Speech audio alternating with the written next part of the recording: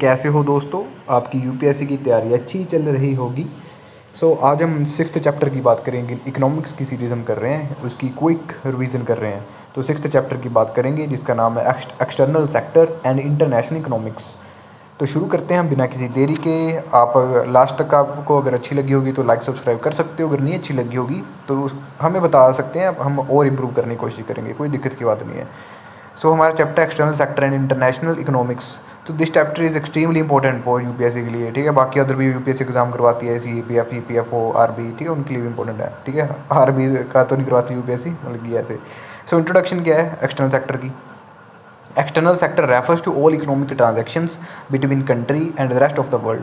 बल्कि external sector में क्या आता है कि जो भी हमारी ट्रांजेक्शन्स होती हैं इकोनॉमिक की, हमारी जो ट्रांजेक्शन्स होती हैं हमारी कंट्री के साथ और दूसरी कंट्री के साथ, ठीक है, एक दूसरे के बीच, उसको कहते हैं एक्सटर्नल सेक्टर। इसमें इंटरनेशनल ट्रेड आ जाएगा, आपका फॉरेन इन्वेस्टमेंट आ जाएगी, ठीक है, सारी चीज़ें आ जाती हैं इसमें। Foreign exchange market, external borings, remittance जो आते हैं हमारे बाहर से, हमारे जो बंदे गए हुए हैं वो भेजते हैं। इंटरनेशनल फाइनेंशियल इंस्टीट्यूशंस आ गए। वाई इंपॉर्टेंट क्यों है ये। इकोनॉमिक ग्रोथ होती है इस चीज़ से, हमारी टेक्नोलॉजी ट्रांसफ़र होती है, एम्प्लॉयमेंट जनरेट होती है, foreign exchange earnings and global integration होता है इस चीज़ से। फिर सेकंड हम देखते हैं वेरी वेरी इंपॉर्टेंट, तो बैलेंस ऑफ पेमेंट्स क्या होता है। Balance of payments is a systematic, ठीक है, जो हिंदी में सुनना चाहते हैं उसके लिए हिंदी में भी बोल रहे हैं और बाकी इंग्लिश में तो लिखा ही हुआ सब कुछ। Balance of payments is a systematic records all economic transactions between resident of country and the rest of the world during specific period. मतलब कि एक स्पेसिफिक पीरियड में, लाइक एक साल के अंदर, ठीक है, कि 25-26 के साल के अंदर हमारे जो रेजिडेंट्स हैं उन्होंने हम दूसरे देश के साथ, ठीक है, उनके साथ कितना व्यापार किया है, कितनी ट्रांजेक्शन्स किए हैं, उसको बैलेंस ऑफ पेमेंट कह देते हैं। अब इसके दो कंपोनेंट्स होते हैं, एक करंट अकाउंट होता है इसमें, ठीक है, और सेकंड इसमें क्या होता है हमारा कैपिटल अकाउंट। तो जो करंट अकाउंट है वो करता है records transactions that do not create liability. तो उसमें ऐसे ट्रांजेक्शन्स आते हैं जो लायबिलिटी नहीं बनाते, बल्कि वो जो जिम्मेदारी नहीं होता अपने ऊपर कि अपने ऊपर कोई जिम्मेदारी है, हमने कोई पैसा वापस करना है, तो वो नहीं बनाते करंट अकाउंट वाले। इसमें ट्रेड इन गुड्स, ठीक है, चीज़ों में कोई ट्रेड कर रहे हैं बाज़ार में, ठीक है, कोई कुरकुरे चिप्स का पैकेट बाहर से आ रहा है सामान, सर्विस हो रही है, सर्विसेज हो गई, इकोनॉमिक रिसीट हो गई, ट्रांसफर्स हो गए, तो सारे करंट अकाउंट में आ जाते हैं ये। इसका फॉर्मूला फिर क्या बनेगा, trade balance plus net service plus net income plus net transfer. तो सारी चीज़ों को मिला के करंट अकाउंट बन जाता है। बल्कि ट्रेड का बैलेंस हो रहा है, कोई सर्विस हम भेज रहे हैं, कोई इनकम हमारी आ रही है और ट्रांसफ़र जो भी हो रहे हैं, तो सारों को मिला के करंट अकाउंट बन जाता है। करंट अकाउंट सरप्लस कब होगा, ऑब्वियसली जब आपकी रिसीट ज़्यादा होगी, आपके पास प्राप्तियाँ ज़्यादा होंगी, ठीक है, और पेमेंट आपके पास जो है आपको बाहर देनी पड़ रही है वो कम होगी। एग्जांपल जैसे एक्सपोर्ट हमारे ज़्यादा हैं, इंपोर्ट हमारे कम है, मतलब कि बाहर से हम कम मंगवा रहे हैं और इंडिया हम ज़्यादा बाहर भेज रहे हैं सामान, तो हमें पैसा आएगा, तो करंट अकाउंट तब सरप्लस में होगा, ज़्यादा होगा। डेफिसिट में कब होगा, ये डेफिसिट में तब होता है जब पेमेंट हमने बाहर ज़्यादा देनी होती है और हमारे पास पेमेंट कम आती है, ठीक है। जैसे कि हम इंपोर्ट हम बाहर से ज़्यादा कर रहे हैं, सामान हम ज़्यादा मंगवा रहे हैं बाहर से, लेकिन एक्सपोर्ट हम बाहर कम चीज़ें भेज रहे हैं, ठीक है। एंड इंडिया का मोस्ट ऑफ ये करंट अकाउंट डेफिसिट में ही रहता है, क्योंकि ये जो हमारे इंपोर्ट हैं वो बहुत ज़्यादा हैं और हमारे जो एक्सपोर्ट हैं वो इतने ज़्यादा नहीं हैं। तो India generally experience current account deficit, याद रखना है आपने। उसके बाद कैपिटल अकाउंट क्या होता है, तो कैपिटल अकाउंट क्या होगा, records capital transfer and acquisition disposal of non produced assets, ठीक है। इसमें क्या आ जाएगा, मतलब कि जो भी एफडी वगैरह आती है, एफपीआई आती है, ठीक है, ट्रांसफर्स हो रहे हैं, वो सारी चीज़ें कैपिटल अकाउंट में आ जाती हैं। जो इन्वेस्टमेंट आती है बाहर से वो सारी कैपिटल अकाउंट में आ जाती है, ठीक है। जैसे डेट फॉरगिवनेस, ठीक है, बाहर से कोई डेट आ रहा है, ठीक है, उसको माफ़ कर दिया, जो भी हमने डेट देना है, ट्रांसफ़र ऑफ ओनरशिप राइट, ठीक है, कंपनी का कोई राइट किसी को दे रहा है, तो कैपिटल अकाउंट में आती है बड़ी बड़ी चीज़ें सारी। Usually small for India, and India के लिए थोड़ा छोटा ही होता है, ठीक है, क्योंकि इंडिया में इतनी ज़्यादा इन्वेस्टमेंट भी नहीं आती, इतनी चाइना में जा रही है, ठीक है, जापान में जा रही है। जैसे इंडिया में आई थिंक $82 बिलियन के आसपास इन्वेस्टमेंट आई थी पिछले साल। उसके बाद फाइनेंशियल अकाउंट क्या होता है, तो इसमें रिकॉर्ड इन्वेस्टमेंट फ्लो होती हैं, जिसमें एफडी आ गई हमारी। एफडी मैंने क्या बताया था लास्ट क्लास में कि जो 10% से ज़्यादा इन्वेस्टमेंट करता है किसी देश में, किसी कंपनी में, उसको एफडी कह देते हैं। एफपी जो 10% से कम वाली होती है, एंड ये हॉट मनी आती है, वोलेटाइल मनी आती है, ठीक है। एक्सटर्नल कमर्शियल बोरिंग्स आ जाती हैं, बैंकिंग कैपिटल्स आ जाते हैं, और जो एनआरआई बाहर डिपॉजिट करवा रहे हैं, पैसा जमा करवा रहे हैं, वो सारी फाइनेंशियल अकाउंट्स में आ जाती हैं। फिर हम बैलेंस ऑफ ट्रेड देखते हैं कि बैलेंस ऑफ ट्रेड क्या होता है। तो difference between export and import of goods only, सिर्फ चीज़ों का, ठीक है, व्यापार, ठीक है। जैसे शहद आ रही है बाहर से, ठीक है, कुरकुरे चिप्स आ रहे हैं, चॉकलेट आ रही है, कोई बूट आ रहे हैं, शूज़, तो सारी चीज़ें वो बैलेंस ऑफ ट्रेड में आ जाती हैं। सिर्फ चीज़ें होती हैं इसमें, गुड्स, सर्विस नहीं आती बैलेंस ऑफ ट्रेड में। सो इसमें बैलेंस ऑफ ट्रेड कैसे निकलेगा, एक्सपोर्ट माइनस इंपोर्ट, ठीक है। जो हम मंगवा रहे हैं, जो हम बाहर भेज रहे हैं, उसको जब हम माइनस कर देते हैं, जो बच गया वो बैलेंस ऑफ ट्रेड बन जाता है हमारा। ट्रेड सरप्लस कब ओबियसली कब होगा, एक्सपोर्ट ज़्यादा कर रहे हैं, बाहर चीज़ें कम मंगवा रहे हैं, इंपोर्ट। ट्रेड डेफिसिट कब होगा, घाटे में, इंपोर्ट हम ज़्यादा कर रहे हैं, ठीक है, बाहर से, और एक्सपोर्ट हमारे कम है तो डेफिसिट में चला जाएगा। एंड इंडिया यूजुअली हमने क्या देखा कि डेफिसिट में होता है। फिर करंट अकाउंट डेफिसिट क्या होता है, करंट अकाउंट डेफिसिट ही वही है जब इंपोर्ट है, जब हमारे बाहर से चीज़ें मंगवाते हैं वो ज़्यादा हो जाता है, ठीक है। इसमें अब कारण क्या है कि इंडिया ज़्यादातर घाटे में क्यों रहता है, क्योंकि हम जो ऑयल इंपोर्ट करते हैं वो 90-95% ऑयल हमारा क्रूड ऑयल बाहर से आता है। गोल्ड बहुत ज़्यादा इंपोर्ट करते हैं हम बाहर से, ठीक है, हमारे देश में बहुत डिमांड है गोल्ड की, ठीक है। एक्सपोर्ट हमारे वीक है, ग्लोबल में रिसेशन आ जाता है, जैसे अभी लड़ाइयाँ चल रही हैं, ईरान यूएस सीरीज रोल की चल रही है, यूक्रेन रशिया की चलती रहती है। इफेक्ट क्या है, पॉजिटिव इफेक्ट क्या हो सकते हैं इसके, कैपिटल फॉर्मेशन होती है, ग्रोथ सपोर्ट होती है इस चीज़ से, ठीक है, करंट अकाउंट डेफिसिट से, ठीक है जी। आगे चलते हैं हम। उसके बाद नेगेटिव क्या होगी, रुपये का डेप्रिसिएशन होगा, ठीक है, रुपये की कीमत कम होती जाएगी, एक्सटर्नल वल्नरेबिलिटीज़ ज़्यादा हो जाएंगी बाहर वाली, ठीक है। उसका तो फॉरेक्स प्रेशर भी होगा हमारे पास, क्या पता फॉरेक्स रिजर्व भी हमारा कम हो जाए, जो आरबी के पास जमा करवाया होता है अलग अलग मुद्राओं में पैसा। तो सेफ जो करंट अकाउंट डेफिसिट होता है वो जनरली 2 से 3% ऑफ जीडीपी के बीच माना जाता है, कि अगर इतना करंट अकाउंट डेफिसिट है तो ठीक है, इससे ज़्यादा होता है तो दिक्कत की बात होती है। फिर foreign exchange market, forex market कह देते हैं जिसको, तो market where currencies are bought and sold, मतलब कि जहाँ पे पैसा, फॉर एग्जांपल पैसा खरीदा या बेचा जाता है, करेंसी को बेचा खरीदा जाता है, उसको फॉरेक्स एक्सचेंज मार्केट कह देते हैं। लार्जेस्ट फाइनेंशियल मार्केट होती है ये ग्लोबली, ठीक है। इसमें कौन कौन, जैसे आरबीआई होगी, commercial banks, exporters, importers, investors और गवर्नमेंट, तो सारे इसमें पार्टिसिपेंट होते हैं फॉरेन एक्सचेंज मार्केट में। एक्सचेंज रेट क्या होता है, तो price of one currency in terms of another, ठीक है। जैसे कि इंडिया, जैसे 1 यूएसडी डॉलर है वो इज इक्वल टू 85 रुपीज़, ठीक है। आज तो ज़्यादा हो गया, 92 या इनके आसपास चलता है, ठीक है। तो जो $1 92 रुपीज़ के जो बराबर है, या 85 रुपीज़ यहाँ पे लिखा हुआ वो बराबर है, ठीक है, उसको कहते हैं एक्सचेंज रेट, कि जब $1 हमें मिलेगा तो उनको कितने रुपये हमने देने पड़ेंगे, वो एक्सचेंज रेट होती है। तो मीन्स $1 कैन बाय 85 रुपये खरीद सकता है $1। टाइप ऑफ एक्सचेंज रेट, तो फिक्स्ड एक्सचेंज रेट होती है, तो फिक्स्ड मतलब की जो गवर्नमेंट के द्वारा फिक्स की जाती है करेंसी की वैल्यू, कि हम खुद ही फिक्स करेंगे कि हमारी 60 रुपया होगी प्रति डॉलर, 50 रुपये होगी प्रति डॉलर, तो वो फिक्स की जाती है। इसका एडवांटेज क्या होता है, स्टेबिलिटी रहती है, ठीक है, बाजार में पैसा ऊपर नीचे ज़्यादा नहीं होता। प्रिडिक्टिबिलिटी भी हम कर सकते हैं, क्योंकि जब हमने पैसे ही रख दिया कि 50 रुपये $1 के बराबर होगा, तो प्रिडिक्टिबिलिटी कर सकते हो ऑब्वियसली आने वाला टाइम कैसा होगा। फिर एक होता है फ्लोटिंग एक्सचेंज रेट, ठीक है, मोस्ट ऑफ जो मतलब कि इंडिया रखता है हमारा, तो मार्केट फोर्स डिटरमिन करती हैं, जैसे मार्केट ऊपर नीचे जाती है तो उस तरीके से हमारा रुपया भी ऊपर नीचे आता है, तो वो होता है फ्लोटिंग एक्सचेंज रेट, की फ्लोट कर रहा है, फ्लोट डिमांड एंड सप्लाई के ऊपर बेस होता है। इंडिया फॉलो करता है managed floating exchange rate. Manage का फ्लोटिंग का मतलब क्या है कि इंडिया फ्लोट तो करने देता है रुपये के ऊपर नीचे, लेकिन कई बार ज़्यादा अगर दिक्कत आ सकती है तो बीच में मैनेज भी कर सकता है आपको। कई बार इसको डर्टी फ्लोटिंग भी कह देते हैं, कि बीच में आरबी को आके हाथ गंदे करने पड़ते हैं, ठीक है, रुपये को ठीक करना पड़ता है, मैनेज करना पड़ता है। तो इंडिया का फॉलो करता है मैनेज्ड फ्लोटिंग एक्सचेंज रेट। फिर करेंसी एप्रिसिएशन क्या होती है, करेंसी एप्रिशिएट कर रही है, ठीक है, हमारी जो वैल्यू है करेंसी वो बढ़ रही है। So value of domestic currency increase है, जो हमारी करेंसी इंक्रीज होती है। जैसे 1 यूएसडी डॉलर है जो, वो 85, जैसे $1 है वो हमारे 85 रुपये के खरीद के बाहर लेके चले जाते हैं, ठीक है। लेकिन जब एप्रिशिएट होगी करेंसी तो जो 1 यूएसडी डॉलर है वो सिर्फ 80 रुपये ही खरीद पाएगा, बल्कि हमारा रुपया स्ट्रॉन्ग हो गया, ठीक है। बल्कि सिर्फ अब 80 रुपये ही मिल रहे हैं, उसको पहले ज़्यादा मिल रहे थे 85, अब सिर्फ उसको 80 रुपये ही मिल रहे हैं, कम मिल रहे हैं पैसे, तो हमारी करेंसी अप्रिशिएट हो गई, ठीक है। तो इसके इफेक्ट क्या पड़ेंगे, जो इंपोर्ट्स होते हैं बाहर से वो हमें सस्ते मिलेंगे। पहले हमें, जैसे एक कुरकुरे का पैकेट था वो पहले हमें 20 रुपये देने पड़ते थे, ठीक है, अभी लाइक कि 15 रुपये देने पड़ते हैं। अभी से हमारी करेंसी अप्रिशिएट होगी बाहर की मार्केट में, ठीक है। तो आपने याद रखना है। अगर इसके एग्जांपल से समझाऊँ कि पहले लाइक कोई कुरकुरे का पैकेट ऐसा आया कि 85 रुपये का था, पहले 85 रुपये देने पड़ते थे, अभी 80 रुपये देने पड़ते हैं, कम देने पड़ते हैं, तो वो होगी करेंसी अप्रिशिएट। तो इन्फ्लेशन भी कम होगी इस चीज़ से। लेकिन इसके नेगेटिव भी कुछ प्रभाव होते हैं, ठीक है, लाइक जब आप एक्सपोर्ट करोगे बाहर, ठीक, आपकी चीज़ फिर महंगी मिलेगी, तो महंगी चीज़ लोग बाहर वाले खरीदेंगे नहीं, तो वो भी इसमें नेगेटिव इफेक्ट आ सकता है। अगर करेंसी डेप्रिसिएशन की बात करें, डेप्रिशिएट कब होती है, वैल्यू गिरती कब है, जब 1 यूएसडी डॉलर पहले 80 रुपये खरीद रहा था, अभी वही 85 दोबारा से खरीद रहा है, ज़्यादा रुपये लेके चला गया, तो भी डेप्रिशिएट कर रही है हमारी करेंसी, ठीक है। $1 ज़्यादा रुपये लेके चला गया हमारे 85, ठीक है, इतनी सस्ती वैल्यू कर दी, तो रुपये डेप्रिशिएट का इफेक्ट क्या होगा। पॉजिटिव तो ये होगा कि हमारा एक्सपोर्ट बूस्ट होगा, हमारी चीज़ें सस्ती हो जाएंगी बाहर की मार्केट में, तो लोग ज़्यादा खरीदेंगे। नेगेटिव क्या होगा इसका, हमारे जो इंपोर्ट हम बाहर से मंगवाते हैं उसको ज़्यादा रुपया देना पड़ेगा हमें, तो वो महंगे हो जाएंगे, एक्सपेंसिव इंपोर्ट्स। अब डी वैल्यूएशन और डेप्रिसिएशन का मतलब क्या होता है? डी वैल्यूएट जब भी करेंसी होती है वो तो गवर्नमेंट करती है, बीच आके गवर्नमेंट जब एक्शन लेती है उसको डी वैल्यूएशन कहते हैं। लेकिन जो डेप्रिसिएशन होती है वो मार्केट एक्शन से होती है, मार्केट खुद कर देती है उसको ऊपर नीचे। तो ये आपने याद रखना है कि डी वैल्यूएशन गवर्नमेंट कर रही है, डेप्रिसिएशन खुद ही हो रही है मार्केट वैल्यू से। उसके बाद जो डीवैल्यूएशन है उसका फिक्स रेट सिस्टम होता है, ठीक है, कि गवर्नमेंट ने इतना रख दिया कि मैं तेरी डीवैल्यू कर देती हूँ। और डेप्रिशिएट तो ऑब्वियसली फ्लोटिंग एक्सचेंज रेट होती है, वो तो मार्केट खुद ही करती रहती है ऊपर नीचे, ठीक है। डीवैल्यूएशन डेलिब्रेट, ठीक है, करते हैं जानबूझ के, और डेप्रिसिएशन ऑटोमेटिक खुद ही होती रहती है। तो इंडिया डीवैल्यूड रुपी 1960 और इंडिया ने 2 बार डीवैल्यूड की है अपनी करेंसी, बल्कि गवर्नमेंट ने जानबूझ के डीवैल्यूड की है। एक 1966 में की थी और 1991 में की थी, ठीक है, ताकि हमारी चीज़ें थोड़ी बाहर ज़्यादा बिक पाएँ।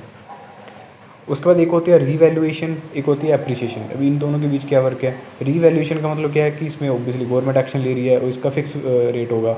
एप्रिसिएशन का मतलब क्या है कि मार्केट एक्शन ले रही है और फ्लोटिंग एक्सचेंज रेट होता है, सिर्फ, ठीक है, सिंपल है।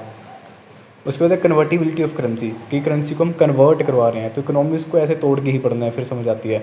Ability to freely convert domestic currency into foreign currency. तो इसमें एबिलिटी होती है, ठीक है, कि फ्रीली कन्वर्ट होने देना अपनी डोमेस्टिक करेंसी को, ठीक है, कि जैसे बाहर की कंट्रीज़ हैं वहाँ पे हमारा रुपया ऐसे फ्री फ्लोट कर रहा है, ठीक है, खुद ही कन्वर्ट हो रहा है, तो उसको कह देते हैं ability to freely convert domestic currency into foreign currency में वो खुद ही कन्वर्ट हो रही है फॉरेन करेंसी में। करंट अकाउंट कन्वर्टिबिलिटी क्या होती है? करंट अकाउंट कन्वर्टिबिलिटी जैसे इसमें ट्रेड करते हैं टूरिज्म, ठीक है, जैसे कोई बाहर से बंदा घूमने इंडिया में आया तो ओबियसली वो जैसे डॉलर लेके आया था, ओबियसली उसको इंडिया में पैसा खर्च करने के लिए रुपये की ज़रूरत पड़ेगी, तो वो कन्वर्ट करवा लेगा। तो ट्रेड में, टूरिज्म में, एजुकेशन में चीज़ें चलती रहती हैं। And India has full current account convertibility, और इंडिया ने पूरा अकाउंट अपना कन्वर्ट कर रखा है 100% करंट वाला, कैपिटल अकाउंट नहीं किया, ठीक है, याद रखना है आपने, करंट अकाउंट किया है, कैपिटल अकाउंट पूरा नहीं खोला आपने अभी तक। तो कैपिटल अकाउंट कन्वर्टिबिलिटी देखें तो freedom to move capital without restrictions. अब इसमें क्या होगा, हमने कैपिटल अकाउंट में क्या पढ़ा था कि जब भी बाहर से एफडी आती है, कोई इन्वेस्टमेंट आ रही है, कोई चीज़ें, ठीक है, ऐसी आ रही हैं, तो वो सारी कैपिटल अकाउंट में जाती हैं। अब अगर हम सोच के देखो दिमाग से कि अगर हम कैपिटल अकाउंट को भी 100% कन्वर्टेबल कर देंगे तो क्या होता है, एक दिन ऐसा है कि लोग यहाँ से पैसा निकाल के सारे बाहर ले जाएँ और फिर इंडिया तो फिर ऐसे बर्बाद हो जाएगा एक तरीके से। तो इसलिए हम 100% खुला नहीं करते कैपिटल अकाउंट कन्वर्टिबिलिटी को, ठीक है। एक बार लाइक साउथ एशियन कंट्रीज़ ने कर दिया था, फिर काफ़ी वो डिप्रेशन में चले गए थे। फिर टैरिफ देखें, टैरिफ क्या होता है? तो tariff tax imposed on import, जो बाहर से हमारा इम्पोर्ट आ रहा है, ठीक है, बाहर से जो माल आ रहा है जो उसके ऊपर टैक्स लगता है उसको टैरिफ कहते हैं। जैसे ये डोनाल्ड ट्रंप कहते रहते हैं कि मैं टैरिफ लगा दूँगा इंडिया के ऊपर टैरिफ, तो वो होता है टैरिफ, ठीक है, इम्पोर्ट के ऊपर।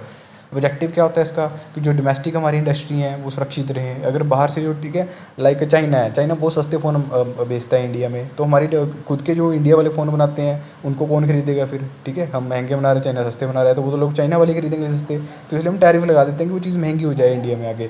तो डोमेस्टिक जो इंडस्ट्री होती है वो प्रोटेक्ट होती है इस चीज़ से। फिर रेवेन्यू रेज होता है, ठीक है, हमारा जो करेक्ट ट्रेड डेफिसिट है वो करेक्ट हो जाता है, हमारा ट्रेड डेफिसिट जो घाटा होता है हमारा ट्रेड का, ठीक है, टैरिफ की वजह से। अब नॉन टैरिफ बैरियर्स कौन से होते हैं? Restrictions other than tariff, tariff के अलावा जो भी अदर पाबंदियाँ होती हैं, रेस्ट्रिक्शंस होते हैं, उसको नॉन टैरिफ बैरियर्स कह देते हैं। जैसे कि क्वाटास हो गया, लाइसेंसिंग होगी, स्टैंडर्ड हो गया, सैनिटरी मेजर हो गए, ठीक है, ये इंपॉर्टेंट भी नहीं है, आगे चलते हैं। आगे होता है कोटा। कोटा फिजिकल रिस्ट्रिक्शंस होते हैं क्वांटिटी इंपोर्ट के ऊपर, कि आप इतनी ही क्वांटिटी बाहर से मंगवा सकते हो, ठीक है, आपने मतलब कि 100 किलो चावल मंगवा सकते हो बाहर से, इतने, इससे ज़्यादा नहीं मंगवा सकते, उसको कोटा कह देते हैं कि इतना कोटा है आपका, ठीक है। जैसे इंपोर्ट ओनली 10 लाख टन, कि हमने सिर्फ 10 लाख टन ही मंगवा सकते हैं, तो वो होता है कोटा। उसके बाद है एक्सपोर्ट प्रमोशन मेजर्स। तो एक्सपोर्ट और प्रमोशन मेजर्स क्या होते हैं? इसमें ड्यूटी ड्रॉबैक हो गया, export subsidy, special economic zone, production linked incentive, तो सारे एक्सपोर्ट और प्रमोशन मेजर्स में आते हैं कि हम अपने एक्सपोर्ट को बाहर ज़्यादा से ज़्यादा कैसे भेजें, कैसे प्रमोट करें। तो इसलिए हम ये चीज़ें करते हैं, जैसे ड्यूटी ड्रॉबैक, मतलब कि हम उसके ऊपर चीज़ों के ऊपर टैक्स थोड़ा कम कर देते हैं अपनी चीज़ों के ऊपर, ताकि वो चीज़ें थोड़ी बाहर आके सस्ती बिक जाएँ, ठीक है। सब्सिडी देते हैं, हमारे वाले जो बाहर बेचते हैं माल, हमारे प्रोड्यूसर्स इंडिया के, वो बाहर माल बेचते हैं तो उसके ऊपर टैक्स लगाते हैं, सब्सिडी देते हैं कि सस्ती चीज़ बन के बाहर चली जाए, ठीक है। स्पेशल इकोनॉमिक जोन बना देते हैं, यहाँ पे टैक्स नहीं लगता, ठीक है। प्रोडक्शन लिंक्ड इंसेंटिव, मतलब कि उनकी हेल्प करते हैं हम, तो वो सारी चीज़ें आती हैं एक्सपोर्ट को प्रमोट करने के लिए, उसको कह देते हैं ये। फिर स्पेशल इकोनॉमिक जोन्स क्या होते हैं? Specially designated area with tax and regulatory benefits. Objectives क्या होते हैं इसके? तो मतलब कि जहाँ पे ना स्पेशली टैक्स वगैरह को एग्जम्प्ट किया जाता है, नहीं लगाया जाता यहाँ पे, ताकि हमारी जो चीज़ें वो सस्ती थोड़ी थोड़ी बन पाएँ और बाहर की मार्केट में जाके कंपटीशन दे पाएँ चीज़ों को। ऑब्जेक्टिव क्या होते हैं? एक्सपोर्ट ज़्यादा होंगे, हमारे इन्वेस्टमेंट, ठीक है, फिर एम्प्लॉयमेंट वगैरह जनरेट होगी। तो बेनिफिट क्या होते हैं इसके? टैक्स इंसेंटिव्स मिलेंगे हमें, बेटर इंफ्रास्ट्रक्चर बनेगा हमारा स्पेशल इकोनॉमिक जोन से, ठीक है, बाहर की इन्वेस्टमेंट इंडिया में आएगी, तो सिंप्लीफाइड रेगुलेशन सिंप्लीफाइड हो जाती है इस चीज़ से, मतलब कि ज़्यादा आप नहीं है कि कहीं उधर भागो डॉक्यूमेंट में साइन करवा के लेके आओ, मतलब कि एक ही विंडो के अंदर सारी चीज़ें क्लियर हो जाती हैं, होते हैं स्पेशल इकोनॉमिक जोन। फिर है फॉरेन डायरेक्ट इन्वेस्टमेंट, एफडी क्या होती है, जहाँ पे हमने देख लिया यूजुअली जो ओनरशिप 10% से ज़्यादा होती है उसको एफडी कह देते हैं, ठीक है। जैसे टोयोटा फैक्ट्री ने इंडिया में लगा ले 10% से ज़्यादा इन्वेस्टमेंट कर दी, वो तो एफडी बन जाएगी वो। एडवांटेज क्या होगा इसका, कैपिटल इनफ्लो, ठीक है, हमारी इंडिया के अंदर इनफ्लो आता है, पैसा आता है। फिर टेक्नोलॉजी ट्रांसफ़र होती है, जैसे टोयोटा ऑब्वियसली अपने साथ टेक्नोलॉजी लेके आएगी इंडिया में, एम्प्लॉयमेंट जनरेट होगी, लोग वहाँ पे फैक्ट्री में काम मिलेगा उनको, प्रोडक्टिविटी भी ग्रोथ होगी। फिर उसके बाद इसके डिसएडवांटेज भी होते हैं, प्रॉफिट रिपार्टीशन हो जाता है, बल्कि वो खुद प्रॉफिट कमा के बाहर लेके चले जाते हैं। मोनोपोली रिस्क हो सकता है कि लाइक टोयोटा कंपनी अकेली इंडिया पे राज कर रही है, इंडिया की कंपनियाँ बर्बाद होगी, ठीक है, डिपेंडेंसी हो जाती है बाहर की कंपनीज़ के ऊपर, तो डिसएडवांटेज भी हो सकते हैं। अब कितने टाइप की एफटी होती हैं, ग्रीन फील्ड इन्वेस्टमेंट होगी, न्यू फैक्ट्री इस्टेब्लिशमेंट है, जहाँ पे नई फैक्ट्री बनाई जाती है ग्रीन फील्ड जीरो से, ठीक है, कि जीरो से नहीं, पहले वहाँ के कुछ नहीं था, बंजर ज़मीन थी, नई फैक्ट्री बना दी वहाँ पे। ब्राउन फील्ड इन्वेस्टमेंट कौन सी होती है कि एग्जिस्टिंग कंपनी को ही मॉडिफाई करके कुछ नई चीज़ बना दी, वो होती है ब्राउन फील्ड इन्वेस्टमेंट। तो दो प्रकार की एफडी होती है, अपनी याद रखनी है ये। फिर होता है रूट्स ऑफ एफडी, एक ऑटोमेटिक रूट हो गया जहाँ पे गवर्नमेंट की कोई ज़रूरत नहीं होती परमिशन लेने की, और एक गवर्नमेंट रूट हो गया यहाँ पे अप्रूवल लेने की ज़रूरत पड़ती है। फिर होता है एफपीआई और फॉरेन पोर्टफोलियो इन्वेस्टमेंट। अब ये क्या होती है, इन्वेस्टमेंट इन स्टॉक्स में, जब कोई बंदा बाहर का देश वाला बंदा, ठीक है, किसी और देश में, जैसे इंडिया में कोई ऑस्ट्रेलिया का बंदा पैसे लगा रहा है, स्टॉक खरीद रहा है, बॉन्ड खरीद रहा है, ठीक है, लेकिन उसको मैनेजमेंट कंट्रोल नहीं मिलता, क्योंकि वो कौन सा 10% से ज़्यादा कहीं पे अपने पैसे लगा रहा है। जैसे एफडी में तो मैनेजमेंट कंट्रोल मिलता है, वो 10% से ज़्यादा का भागीदार है कंपनी का, ठीक है, लेकिन इसमें एफपीआई में वो सिर्फ स्टॉक खरीद रहा है, बॉन्ड खरीद रहा है, तो इसलिए उसको मैनेजमेंट कंट्रोल थोड़ी मिलेगा। तो करैक्टरिस्टिक क्या होता है इसके, शॉर्ट टर्म के लिए होता है, ये हाई वोलेटाइल होती है, कभी निकाल के लेके आ सकते हैं एफपीआई को। उसके बाद एफ डी बस एफ पी देखें तो एफ डी तो लॉन्ग टर्म के लिए होती है, लंबे टाइम के लिए, ऑब्वियसली 10% लगा रहा है तो लंबे टाइम के लिए होगा। एफ पी देखें तो वो थोड़े छोटे टाइम के लिए होती है। एफ डी कंट्रोल करती है, एफ पी का कोई कंट्रोल नहीं होता। एफ डी स्टेबल होती है, एफ पी को कभी भी निकाल के लेके जा सकता है, वोलेटाइल होती है वो। एफ डी जैसे फैक्ट्री होगी, ठीक है, एफ पी जैसे शेयर्स हो गए। एंड फेवरेट टॉपिक है एफ डी एफ पी वगैरह, अच्छे से करना है इसको। फिर एक्सटर्नल कमर्शियल बोरिंग देखें तो loan board from the foreign resource, जैसे इंडिया का कोई बंदा है, इंडिया की कंपनी है, वो बाहर से अगर लोन ले रही है, पैसा ले रही है, उसको कहते हैं एक्सटर्नल कमर्शियल, क्या कर रहा है, बोरिंग कर रहा है, ठीक है जी। तो बोरर जैसे कोई कंपनी ले सकती है, पब्लिक सेक्टर अंडरटेकिंग यूनिट ले सकती है। एडवांटेज क्या होगा, कई बार फंड चीप मिल जाते हैं, जैसे ये जापान से हमें काफ़ी अच्छे फंड मिल जाते हैं सस्ते, ठीक है, कई बार वो ग्रांट भी कर देता है कि चेक फ्री में पैसा ले ले, या फिर बहुत कम पे पैसा ले ले। तो रिस्क क्या होता है इसकी, करेंसी रिस्क होता है, ठीक है, इसका चेंज वगैरह एक्सचेंज वगैरह करवाने का। उसके बाद आता है हमारा foreign exchange reserve, asset held by RB in foreign currency, जो आरबी के पास जो भी पैसा पड़ा है, जो एसेट पड़े हैं, एंड वो फॉरेन करेंसी के अंदर हैं, जैसे डॉलर है, येन है, युआन हो गया, ठीक है, अगर इस चीज़ में है तो उसको फॉरेन एक्सचेंज रिजर्व कह देते हैं।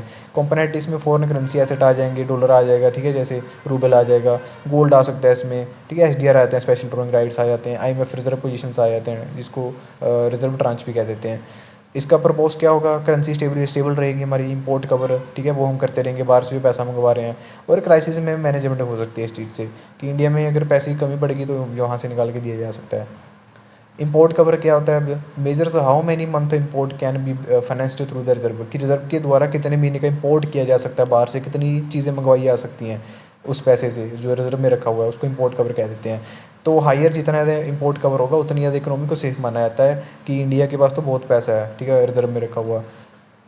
फिर नेक्स्ट हमारा टॉपिक है sterilisation by RB, sterilisation by RB, तो व्हेन आरबी न्यूट्रलाइज कर देता है excess liquidity created by forex intervention, कि बाहर वाले बंदे ने पैसा दे दे के बहुत ज़्यादा पैसा अपने अंदर इंटरवेंशन कर दिया, बढ़ा दिया, लिक्विडिटी बहुत ज़्यादा होगी, बाजार में पैसा ज़्यादा आ गया, जब आरबी उसको न्यूट्रलाइज करती है, ठीक करती है, स्टेबल करती है, उसको स्टरलाइजेशन बाय आरबी कह देते हैं, ठीक है। इसमें क्या क्या टूल आ सकते हैं, ओपन मार्केट ऑपरेशन आ सकते हैं, मतलब कि यहाँ पे सिक्योरिटी को खरीदा बेचा जाता है, ठीक है, जैसे आरबी ने अपनी सिक्योरिटी को बेच दिया तो पैसे लेगी आरबी, जब भी हम कोई चीज़ बेचते हैं तो हमें पैसा मिलता है, तो पैसा आरबी के पास चला गया और बाजार से पैसा निकल गया, मतलब कि लिक्विडिटी कम होगी, तो इस तरीके से वो बाजार में इन्फ्लेशन ठीक कर सकती है, ठीक है। एमएमएस बॉन्ड हो गई, ठीक है, रिजर्व रेपो देख लिया हमने सारा, पहले देखा था ये।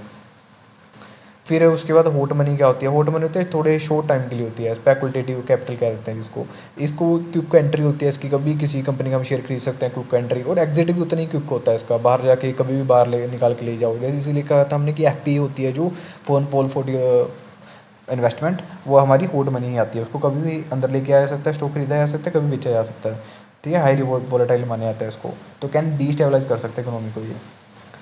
उसके बाद करेंसी क्राइसिस क्या होते हैं, occur when investors loose confidence in a currency, कि इन्वेस्टर को अभी यार फ़ायदा नहीं लग रहा है यार, कि डॉलर खरीदने में भी फ़ायदा नहीं है, वो तो घाटे में चल रहा है, उसको करेंसी क्राइसिस कह देते हैं। जैसे आशियन फ्रेंच क्राइसिस आ गए थे 1997 में, श्रीलंकन क्राइसिस आ गए थे 2022 में। मतलब कि करेंसी को बेच खरीद कर कोई फ़ायदा नुकसान हो ही नहीं रहा कुछ भी, ठीक है, घाटे ही पड़ रहा है, मतलब कि बेसिकली ऐसे कर सकते हैं आप। उसके बाद डच डिसीज़ क्या होती है, तो लार्ज फॉरेन करेंसी इनफ्लो कोज डोमेस्टिक करेंसी अप्रिशिएट, ठीक है। एक तो डच डिसीज़ हम उसको कह देते हैं कि लाइक जो डच वाले थे बंदे हैं ना, नीदरलैंड वाले, तो उनको काफ़ी ज़्यादा ना वो मिल गया था वहाँ पे, पता नहीं, तो ऑयल मिल गया था आई थिंक, पता नहीं कुछ चीज़ मिल गई थी, एंड उसी के ऊपर डिपेंड होकर रह गए। तो उसी के ऊपर डिपेंड होकर रह गए एंड एक दिन आके उनकी बर्बाद होगी, ठीक है। तो डच डिसीज़ क्या कहते हैं कि स्टार्टिंग में बहुत चीज़ वो मिल जाती है, जैसे गल्फ़ कंट्रीज़ को अभी तेल मिला हुआ है, आगे आके तेल का भी खत्म हो जाएगा। तो डच डिसीज़ है वो, कि एक चीज़ के ऊपर जब हम डिपेंड होकर रह जाते हैं तो आगे आगे फिर बर्बाद होने का भी खतरा होता है, तो हमें डाइवर्स करना चाहिए। तो डच डिसीज़ कह देते हैं। अब ये क्या है, एक्सपोर्ट बिकम लेस कॉम्पिटिटिव बन जाते हैं, मैन्युफैक्चरिंग वीकनेस हो जाती है। फिर है हमारा ट्रेड प्रोटेक्शनिज्म, क्या होता है कि प्रोटेक्ट किया जा रहा है ट्रेड को, तो पॉलिसी से प्रोटेक्टिंग कर देती हैं जो डोमेस्टिक इंडस्ट्री को, जैसे टैरिफ लगा के, कोटा सब्सिडी हमने देख लिया था पहले। फिर आरटीए क्या होता है, रीजनल ट्रेड एग्रीमेंट्स क्या होते हैं, जो भी हम बस मतलब कि एग्रीमेंट वगैरह करते हैं, तो कंट्रीज रिड्यूस करती हैं ट्रेड बैरियर्स अमंग देमसेल्व, ठीक है, कि ट्रेड बैरियर कम कर दिए हमने। जैसे हमने फ्री ट्रेड एग्रीमेंट कर लिया किसी कंट्री के साथ, जैसे हमने न्यूजीलैंड के साथ किया था अभी 25 में, ठीक है। तो वो हमारा क्या होगा, एक तरीके से आरटी हो गया, रीजनल ट्रेड एग्रीमेंट कर लिया हमने। एक पीटी होता है, प्रोफेशनल ट्रेड एग्रीमेंट, की कुछ चीज़ों में छूट दे दी कि तू मेरे ऊपर इतनी चीज़ के ऊपर टैक्स मत लगा, मैं भी नहीं लगाऊंगा, ठीक है। उसके बाद एफटी हो गया, फ्री ट्रेड एग्रीमेंट, जैसे हमने न्यूजीलैंड के साथ कर लिया कि तू मेरा दूध खरीद ले, है ना, यहाँ से हमारी इंडिया से, या फिर तू मुझे लकड़ियाँ बेच दे, तो मैं भी तेरे ऊपर टैक्स नहीं लगाऊंगा, तू भी टैक्स मत लगा, तो वह फ्री ट्रेड एग्रीमेंट हो गया। कस्टम यूनियन होती है कि एक यूनियन बना के हम सामान बेचते हैं, ठीक है। कॉमन मार्केट होगी, जैसे यूरोपियन यूनियन में कॉमन मार्केट है, वहाँ पे यूरो चलता है सबका, ठीक है। इकोनॉमिक यूनियन होगी, जैसे इकोनॉमिक यूनियन बना के सब कंट्रीज हैं ऐसे मिलके, बस वो ऐसी आ जाती हैं आरटीए में। फिर रूल्स ऑफ ओरिजिन क्या होता है, determine product nationality under the FTA. इसमें रूल्स ऑफ ओरिजिन का मतलब होता है कि प्रोडक्ट कहाँ से बन के आया है, कहाँ से निकला है वो। तो prevent misuse by the third country, ताकि जो थर्ड कंट्री है बीच में वो उसका मिसयूज ना कर ले कि ये तो मैंने बनाया है भाई, ठीक है। जैसे कई बार क्या होता है, इंडिया रशिया से तेल ले रहा है, ठीक है, और रशिया का तो तेल हमने क्रूड ऑयल को साफ़ करके, रिफाइनरी लगी हुई है हमारे इधर, ठीक है, तो साफ़ करके हमने यूरोप को बेच दिया। तो वो रूल्स ऑफ ओरिजिन उसका असली में क्या था, वो तो रशिया से आया था तेल, लेकिन बेचा किसने, साफ़ करके इंडिया ने बेच दिया। तो ये था rule of origin. Anti dumping duty क्या होती है, तो imposed when import sold below normal value, जब भी जो इम्पोर्ट है बाहर से जो हम चीज़ें मंगवा रहे हैं वो नॉर्मल वैल्यू से भी नीचे बहुत सस्ती मिल जाए हमें, उसको एंटी डंपिंग ड्यूटी कह देते हैं, ठीक है। लाइक चाइना फ़ोन सस्ते बहुत बेच रहा था हमारे इधर आके, ठीक है, तो एक तरीके से वो डंप कर रहा था, फ़ोन ऐसे फेंक रहा था, सस्ते सस्ते ले लो। तो उसको रोकने के लिए इंडिया ने क्या किया, एंटी डंपिंग ड्यूटी लगा दी, उसको थोड़ा महंगा कर दिया, ठीक है। हमने 100 रुपये का टैक्स लगा दिया, ठीक है, फॉर एग्जाम्पल। जैसे लगा लो कि 10,000 का फ़ोन बेच रहा था वो चाइना इंडिया को, एंड हमने उसको 2,000 का टैक्स लगा दिया, तो 12,000 का हो गया। तो एंटी डंपिंग ड्यूटी में वो पूरा टोटल उसकी 12,000 की कीमत निकल के आ गई, तो महंगा हो गया 2,000 वो, तो उसको कहते हैं एंटी डंपिंग। काउंटर वेलिंग ड्यूटी क्या होती है, इस दोनों चीज़ों में कन्फ्यूज़ हो जाते हैं, ठीक है, कि एंटी डंपिंग भी सेम है, काउंटर वेलिंग भी सेम है। एंटी डंपिंग तो इसके ऊपर लग रही थी जो इम्पोर्ट आ रहे थे बाहर से, ठीक है, वो सस्ता था तो उसको थोड़ा महंगा करने के लिए एंटी डंपिंग लगा दिया। और काउंटर वेलिंग ड्यूटी क्या होती है, इम्पोस्ट अगेंस्ट सब्सिडाइज इम्पोर्टर, कि दूसरी देश की, जैसे चाइना है फॉर एग्जांपल, चाइना की जो सरकार है वो जो फ़ोन थे ना उसको सस्ता करने के लिए सब्सिडी दे रही थी, सस्ता करने के लिए कि फ़ोन सस्ता हो जाए तो मैं सब्सिडी दे देती हूँ, ताकि आगे जाके इंडिया में और सस्ता मिल पाए ये और हमारी सेल बढ़ जाए। उसको रोकने के लिए काउंटर वेलिंग ड्यूटी लगाई जाती है, कि जो सब्सिडी तुम लोग दे रहे हो उसके खिलाफ हम काउंटर वेलिंग ड्यूटी लगाएंगे। फिर सेफ गार्ड ड्यूटी क्या होती है, इंपॉर्टेंट नहीं है, ये टेम्परेरी प्रोटेक्शन होती है during import surge. WTO world trade organisation तो 1995 में बना था ये, ठीक है, 1995 में। तो वो हेडक्वार्टर इसका जनेवा में है, याद रखना है अपने। ऑब्जेक्टिव क्या होता है इसके, परमिट को प्रमोट ट्रेड करना, barrier reduce barrier, resolve disputes. Functions क्या होते हैं, ट्रेड नेगोशिएशंस करना, डिस्प्यूट सेटलमेंट करना, पॉलिसी रिव्यू देना, ठीक है, अच्छे से पढ़ रहे हो, हाँ। तो WTO एग्रीमेंट्स, तो एग्रीमेंट्स क्या, जैसे इसने ट्रिप्स एग्रीमेंट किया हुआ है, ठीक है, जो trade related intellectual property rights के ऊपर लगता है, जैसे हम हमारा GI टैग है 1999 वाला। फिर ट्रिम्स क्या होता है, ट्रिम्स तो ट्रेड रिलेटेड इन्वेस्टमेंट मेजर के ऊपर लगता है ये, ठीक है, जो इन्वेस्टमेंट होती है ट्रेड्स में। गेट्स क्या होता है, general agreement on trade in services, तो उसके ऊपर लगता है ये। एंड आगे चलते हैं हम, आगे है दोहा डेवलपमेंट राउंड, तो 2001 में हुआ था दोहा डेवलपमेंट राउंड। एंड किसके ऊपर फोकस किया गया था इसमें, एग्रीकल्चर के ऊपर, डेवलपमेंट इशूज़ के ऊपर एंड मार्केट एक्सेस के ऊपर। दोहा डेवलपमेंट राउंड याद रखना आपने, गल्फ कंट्रीज़ में। फिर उसके बाद है IMF इंटरनेशनल मॉनिटरी फंड, तो 1944 में बना था ये, एंड इसका जो हेड क्वार्टर है वो वाशिंगटन DC में है। इसको ट्विन सिस्टर भी कह देते हैं, अपना वर्ल्ड बैंक और इसको मिला के, IMF को मिला के। इसके फंक्शंस क्या होते हैं? फाइनेंशियल असिस्टेंस देना, एक्सचेंज रेट स्टेबिलिटी बना के रखना, सर्विलेंस करना, कैपेसिटी बिल्डिंग करना। डब्ल्यू आप अगर फ़र्क देखना चाहते हो तो ऐसे देख सकते हो मन में याद रखने के लिए, अगर रिपोर्ट वगैरह आ जाती है कोई। तो जो तो वर्ल्ड बैंक है वो तो आपको डेवलपमेंट करने के लिए, आगे बढ़ने के लिए पैसा दे रहा है, और IMF आपको क्राइसिस से निकालने के लिए पैसा दे रहा है। तो ऐसे करके आप याद रख सकते हो मेरे दोस्तों। फिर स्पेशल ड्राइंग राइट्स क्या होते हैं? SDR, international reserve asset created by IMF। जो IMF मतलब कि रिजर्व क्रिएट करके रखता है इंटरनेशनल मॉनेटरी फंड की, वो देता है अपना कोटा वगैरह, उसको कहते हैं स्पेशल ड्राइंग राइट्स। तो used during the liquidity shortage, जब मतलब आपके पास लिक्विडिटी शॉर्टेज बढ़ जाती है, पैसा नहीं है, तो इसको यूज़ कर सकते हो आप एमरजेंसी के टाइम पे। इसमें डॉलर्स आ जाता है, यूरो आ जाता है, मतलब कि जो भी बड़ी बड़ी करेंसीज हैं जो चलती हैं दुनिया में, डॉलर, यूरो, युआन, येन, पाउंड, तो सारी इसमें आ जाती हैं वो।